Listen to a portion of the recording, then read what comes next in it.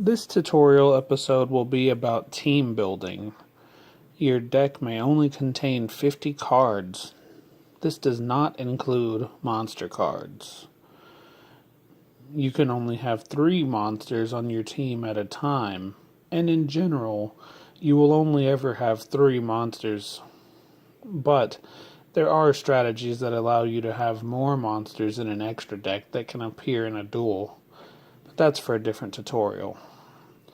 The kind of monsters you put on your deck halfway determine your entire strategy, so it's very important. Monsters can do different things. Also, you may only have 3 copies of a card in your deck ever. Even if you were to have 2 monsters that can use the same skill cards, you can't exceed the 3 of the same card per deck limitation.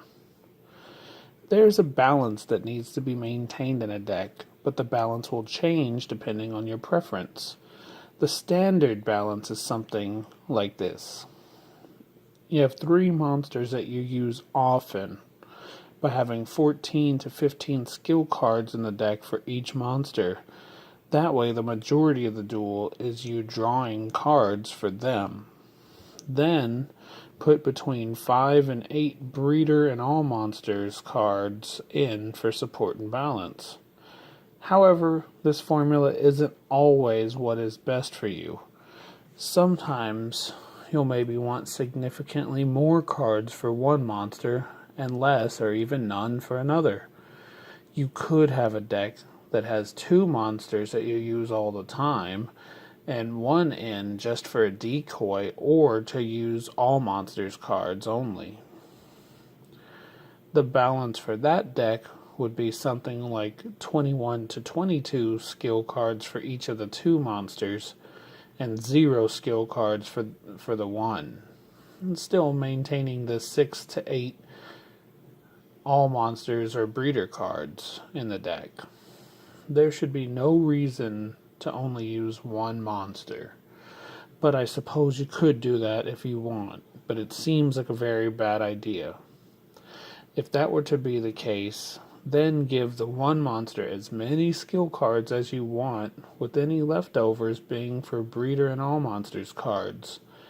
But again, I don't recommend you do that. The following are some deck strategies. There are powerful monsters, such as Golem and Zilla, who do massive amounts of damage, but also require lots of guts.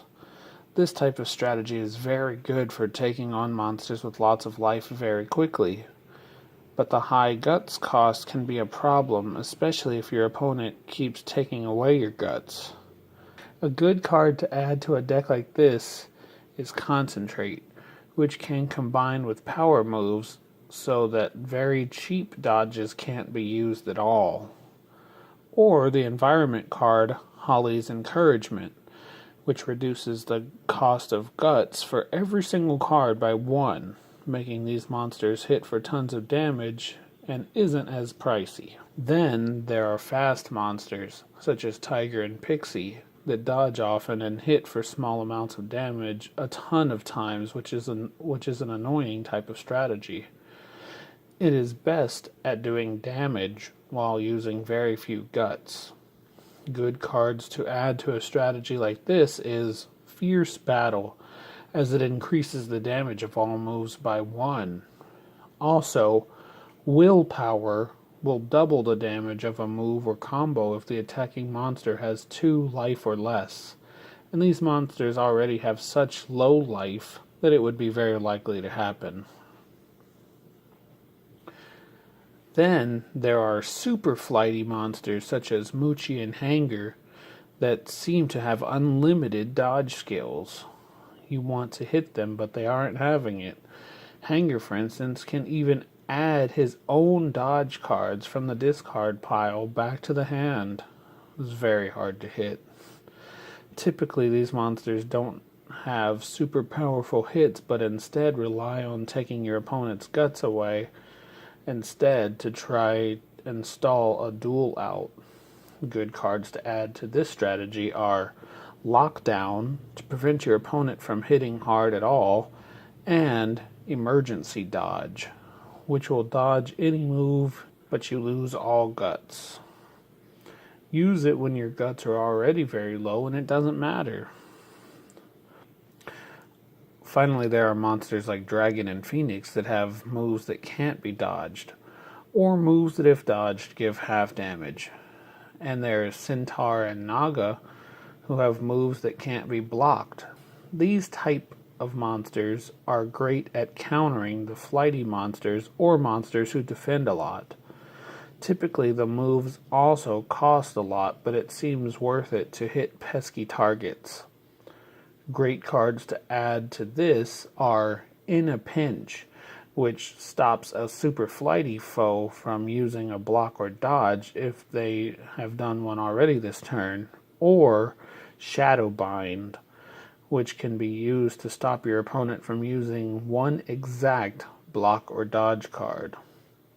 That card is very good if you really know what your opponent will do beforehand.